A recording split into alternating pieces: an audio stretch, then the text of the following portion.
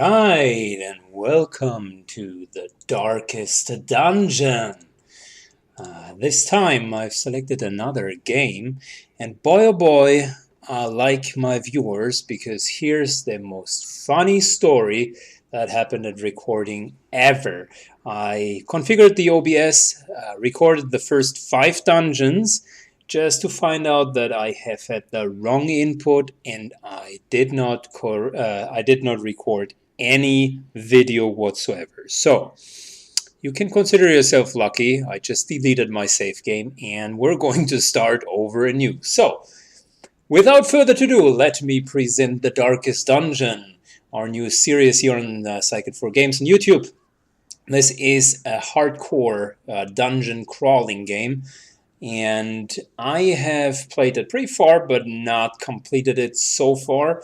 Last time that we've started it, we never made it really to the end, but I want to change it this time. I have purchased all of the DLC, so we're going to play with Crimson Court enabled. We're playing with the Flagellant and Shieldbreaker DLC character class, and we're playing on the highest difficulty without any time restriction.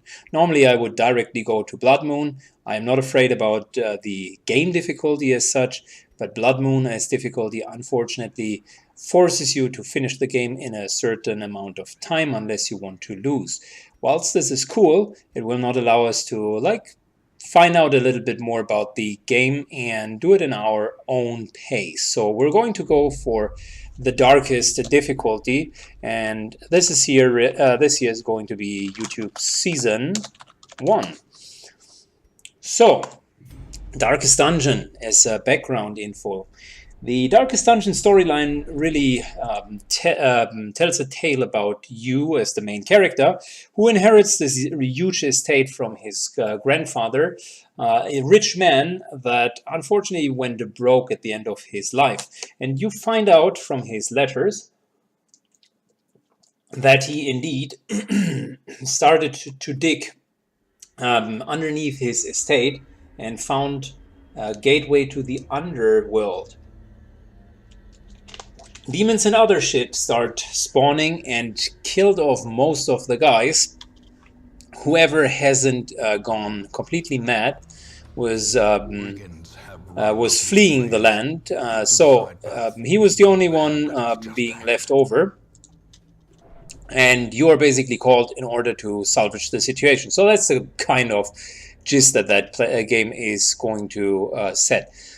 We are going to look into the game, and I will talk through the comic mechanics in a second. Let's just get into the first fight, and I'll really quick explain what we're going to see here, okay?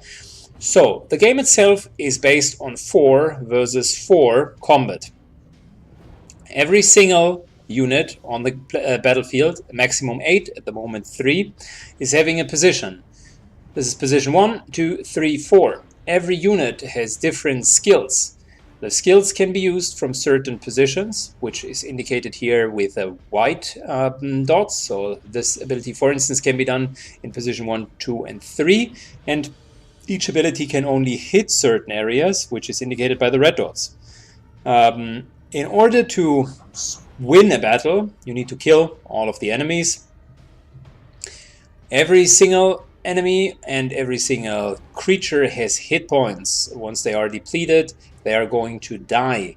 For your units, there is a little bit of a special feature. Once your hit points are reduced to 0, you're at death door, a state where every further damage has an increased chance of killing you. If you die with a unit, the unit is permanently dead and cannot be brought back to life. Besides that unfortunate circumstance, you also have a second bar here, which is called stress. Stress level starts at 0 and goes up to 200. When stress reaches 200, you die as well. Respectively, you get to death door.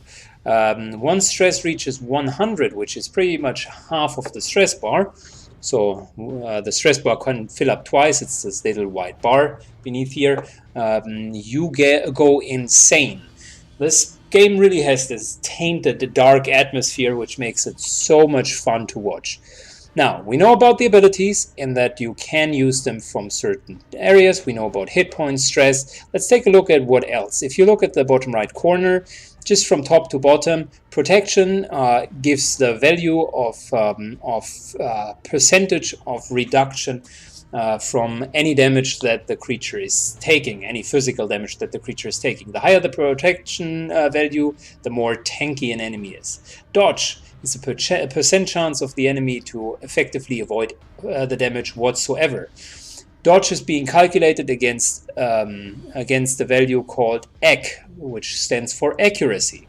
If we have an accuracy of 95 and this guy has a dodge chance of 2, the resulting chance to hit this guy is 93%.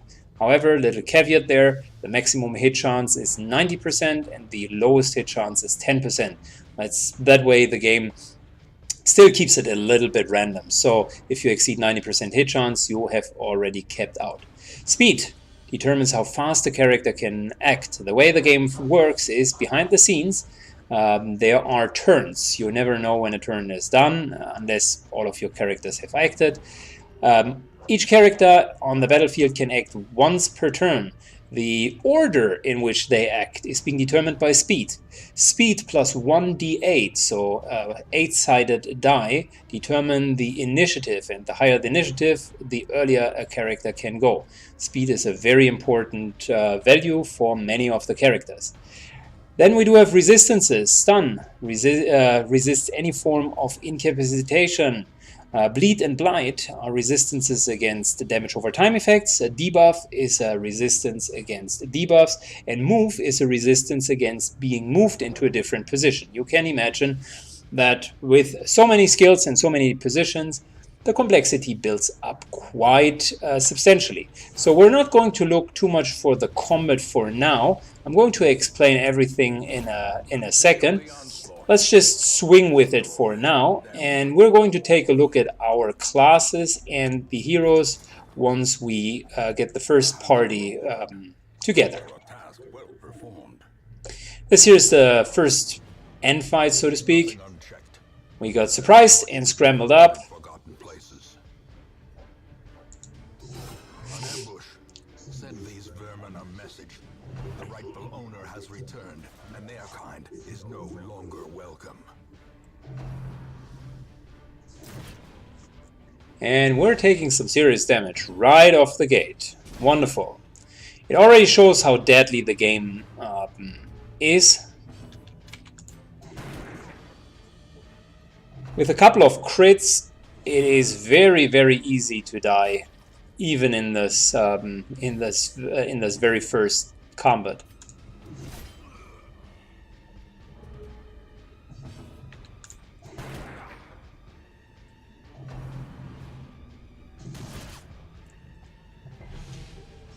So we're about to finish these two gentlemen, and once they are dead, we can continue to the main part, which is going to be the city.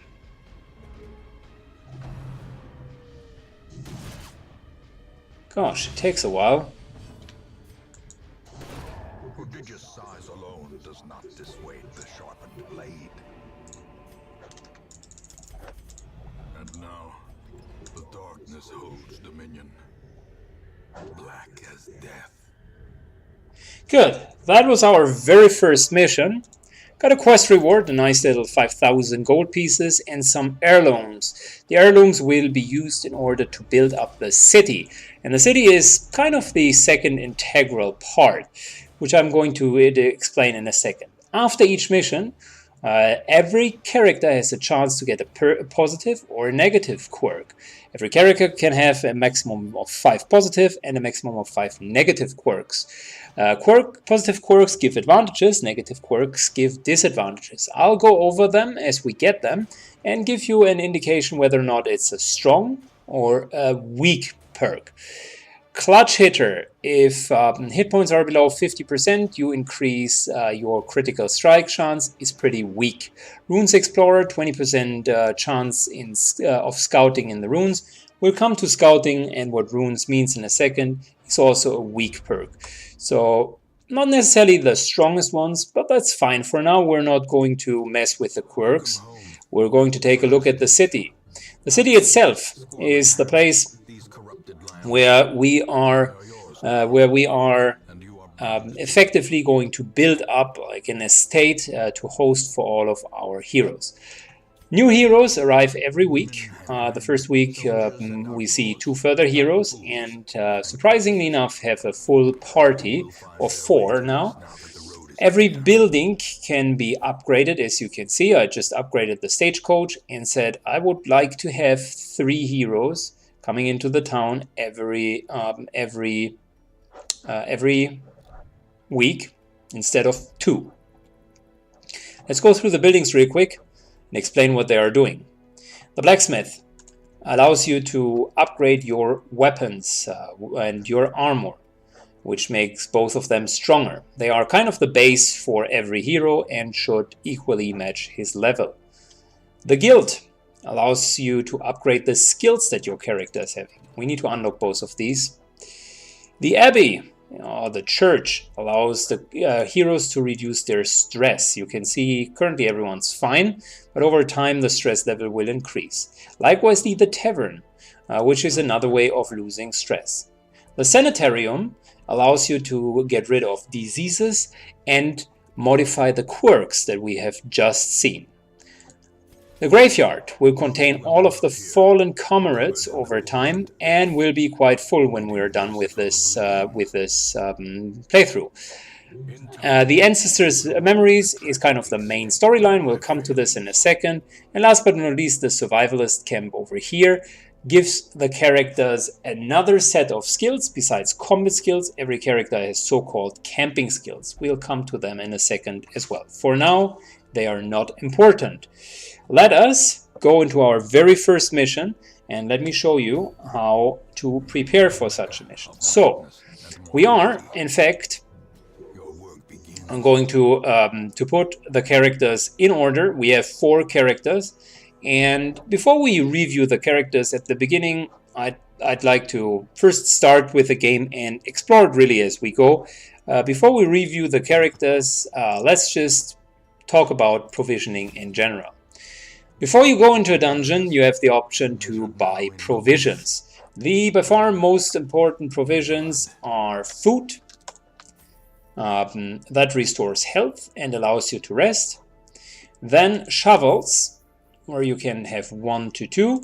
Shovels allow you to get rid of certain obstacles and therefore help you to progress without facing the negative consequences of obstacles. Some obstacles are increasing stress level, other obstacles will poison you, and so on. 1 skeleton key to gain additional loot, and last but not least, torches.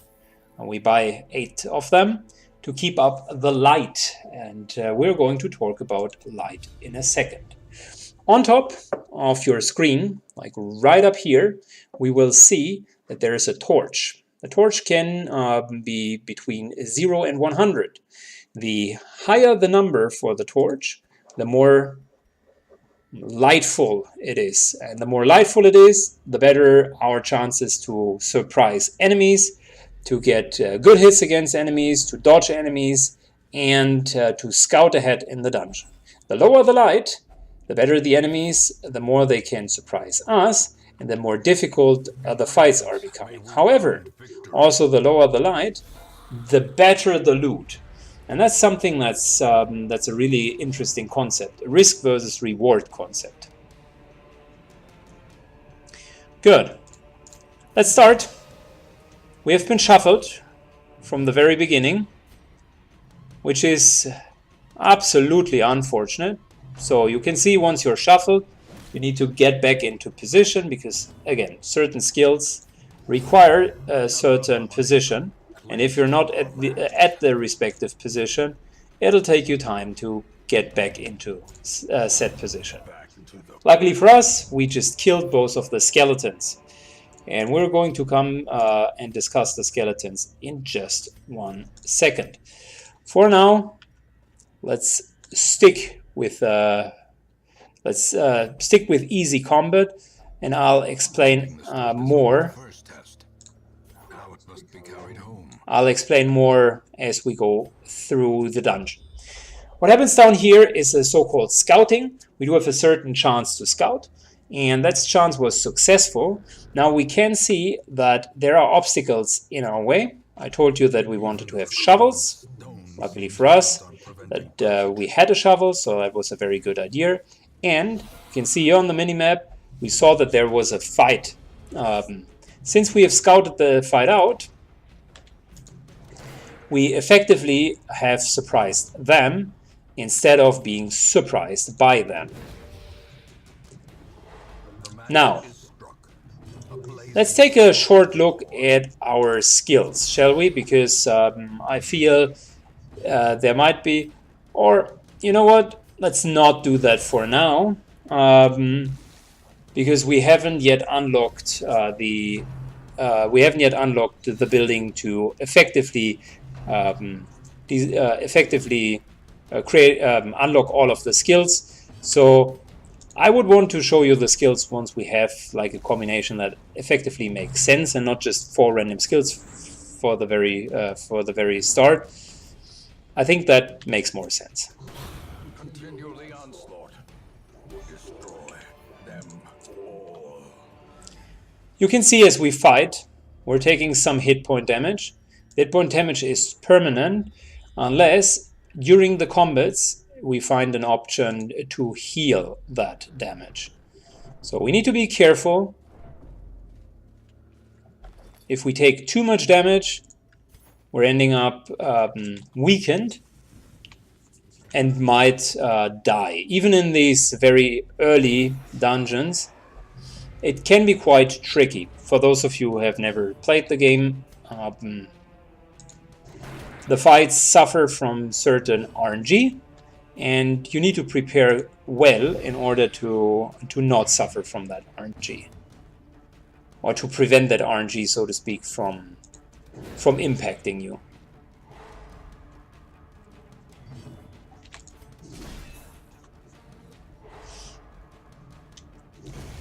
So, as you can see, very generally speaking, without going into the skills yet, as you can see, we're trying to kill the enemies in the back line first, and I'm using a couple of abilities on the enemies to effectively stun them. So for instance, this character here has a stun ability that allows us to permanently, for 1 round, not permanently, for 1 round stun an enemy so that that enemy cannot act. The advantage of stunning the enemy is that an enemy which cannot act effectively doesn't deal damage, and that again has a huge advantage for us, as we want to make sure that we'll stay as healthy as possible. Now, let's talk a little bit about the phases of the combat, okay? The combat in Darkest Dungeon can be roughly separated into 2 different phases. Phase number 1 is the damaging or the damage raise phase, where the whole idea behind the phase is to make sure that you kill the enemy faster than they can kill you. This might sound trivial, but can be quite tricky as the enemies grow in strength over time. Once you effectively killed most of the enemies and made sure that you do have the upper hand, there will be a second phase in the combat, the so-called recovery phase. During the recovery phase, you want to keep the enemies alive for as long as it requires you to get sufficient health back and reduce the stress level of all of the characters. Specifically, the latter part, the stress level, is quite important to make sure that the characters can go on to a next mission after this mission. Okay. Now, with that being said, the game pretty much knows that once one side is superior, it is relatively easy to sustain against a single enemy. Therefore, There are mechanics in the game Promise of that safety. will disincentivize just staying with the enemies for too long. Namely, after 5 rounds of battle, all of the characters will start to slowly but surely gain more and more stress. So that's kind of disincentive number one. Secondly, as the rounds progress, specifically around round 6 to 7, you will find that reinforcements, so additional enemies, will come and fill out the places of those who have fallen, which is a very, very strong incentive to end the combat early enough.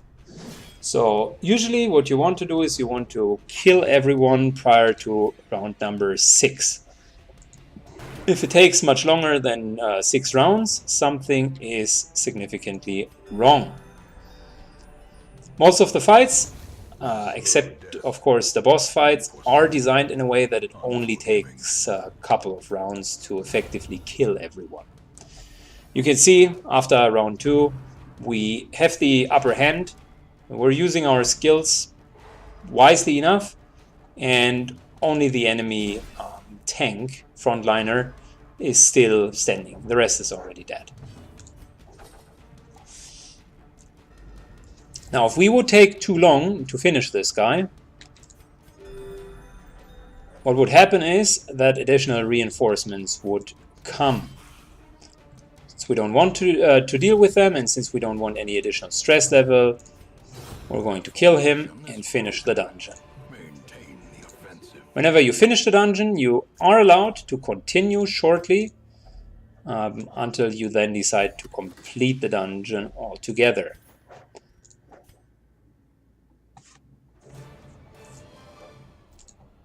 Good.